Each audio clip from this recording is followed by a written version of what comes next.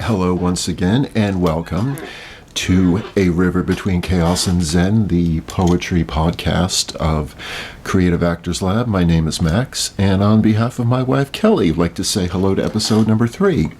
Poem I wanted to share today is, I have not read this poem in decades, but I saw an interview recently. Stephen Colbert, or just saw a snippet. Stephen Colbert was speaking with Anthony Hopkins, and at the end they read pieces of the poem, The Love Song of J. Alfred Prufrock by T.S. Eliot. I've not read this poem in a bazillion years, and the reason I wanted to share it is I actually remember one of the first plays I ever did in college was a play called Private Wars by James McClure. I played a character called Gately, and it was probably one of my favorite parts I've ever played. But in the play, it's about 3 Vietnam veterans who come home, and it takes place in the 1970s. They come home after Vietnam, and they voluntarily check themselves into a mental institution. These 3 very diverse personalities meet under those circumstances, and it is brought up over the course of the play, the Love Song of J. Alfred Prufrock, and it sort of weaves it in and out through the structure of the play, but this poem's about a lot of things, and I, as I will say, I am no scholar, I'm no expert on this or anything, quite frankly, and there are people out there far more educated in these things than I am. And so, if I may digress, if I misspeak of any of this in this particular episode or anything, please feel free to correct me. Conversation is always encouraged here. So, anyway, we were doing the play Private Wars, and it brings up J. Alfred Prufrock, and there's a line in this later on that says that he is afraid to eat a peach, and there's a lot of metaphor and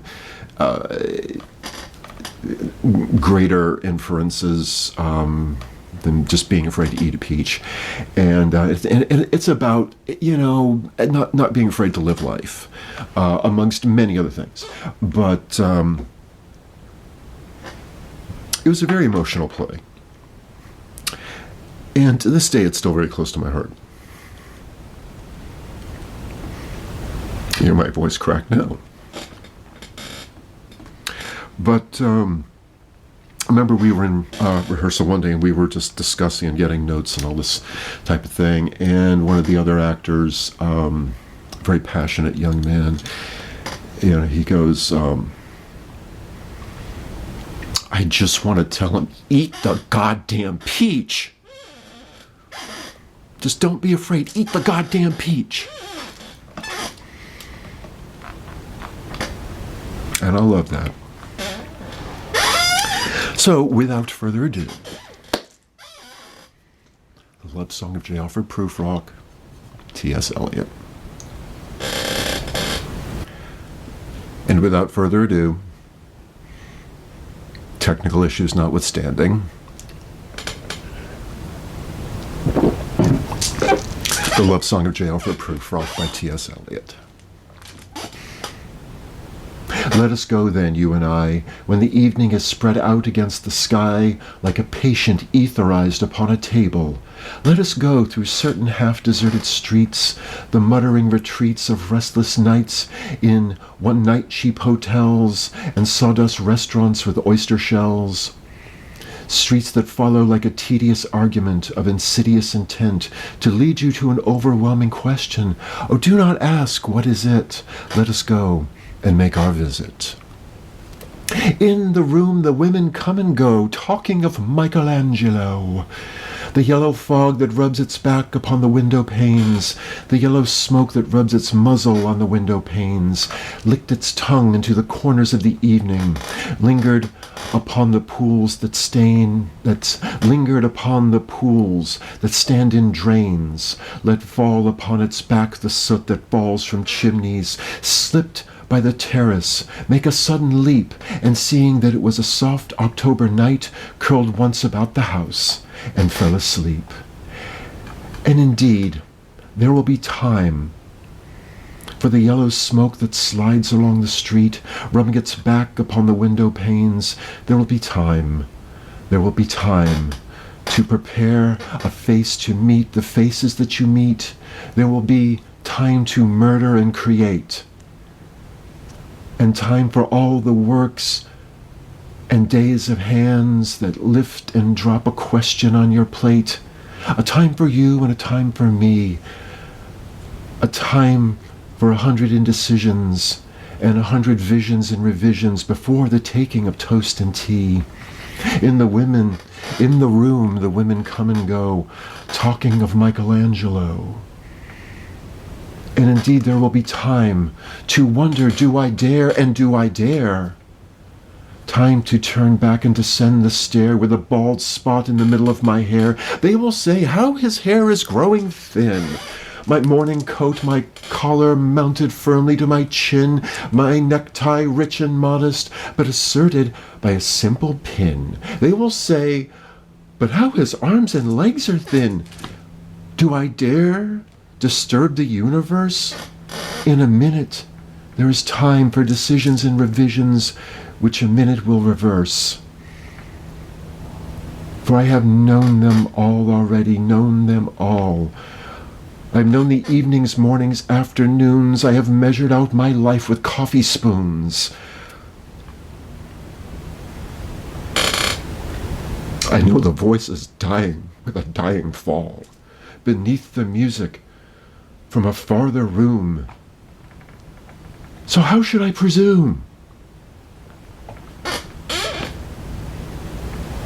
And I have known the eyes already, known them all that fix you in a formulated phrase. And when I am formulated, sprawling upon a pin, when I am pinned and wriggling on a wall, then how should I begin? To spit out all the butt ends of my days and ways, and how should I presume? And I have known the arms already, known them all. Arms that braceleted with white and bare, but in the lamplight downed with light brown hair. Is it a perfume of a dress that makes me so digress? And arms that lie along a table or wrap in a shawl? And how should I presume? And how should I begin? Shall I say, I have gone at dusk through narrow streets and watched the smoke that rises from the pipes of lonely men in shirt sleeves leaning out of windows? I should have been a pair of ragged claws scuttling across the floors of silent seas, and in the afternoon the evening sleeps so peacefully, smoothed by long fingers asleep, tired, or it malingers. Stretched upon a floor here beside you and me, should I, after tea and cakes and ices, have the strength to force the moment to its crisis? But though I have wept and fasted, wept and prayed,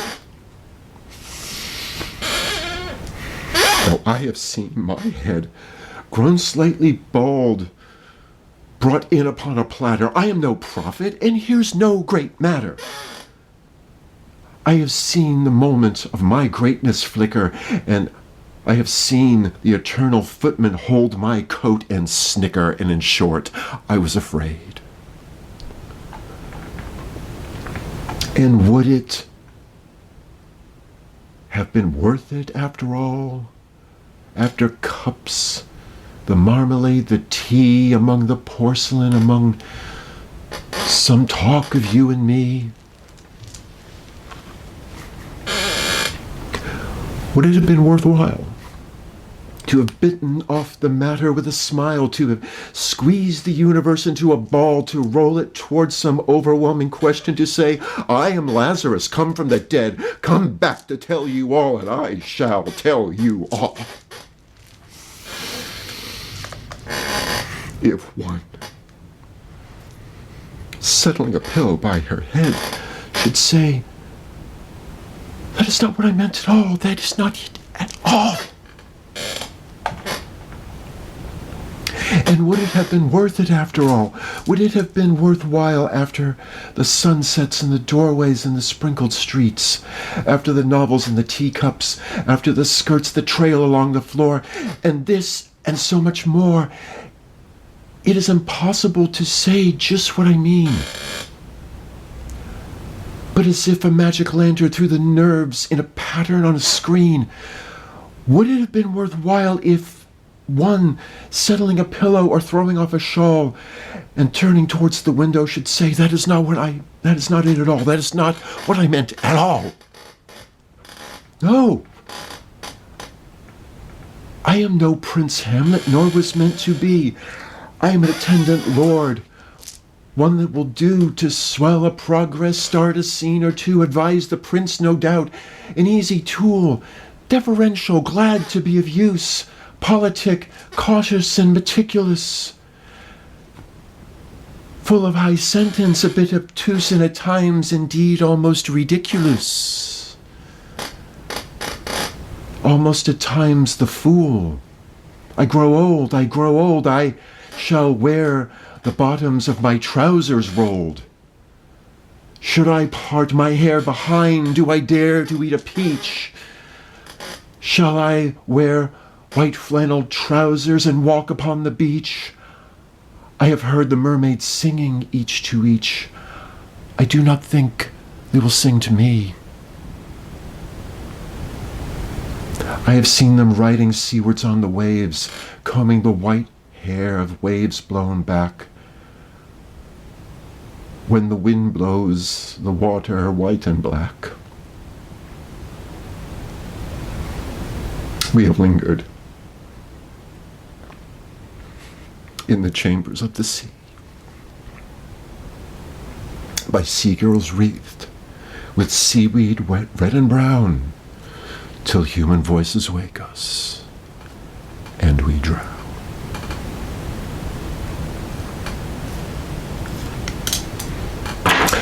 I cannot believe I made it all the way through that son of a bitch without crying. May the long-time sun shine upon you, all love surround you, and the pure light within you guide your way on. Until next time, all my love. Thank you so much for listening to our podcast. Once again, this is Creative Actors Lab, a river between chaos and zen, the poetry podcast of Creative Actors Lab. On behalf of my wife, Kelly, my name is Max. Thank you for listening. Until next time, peace.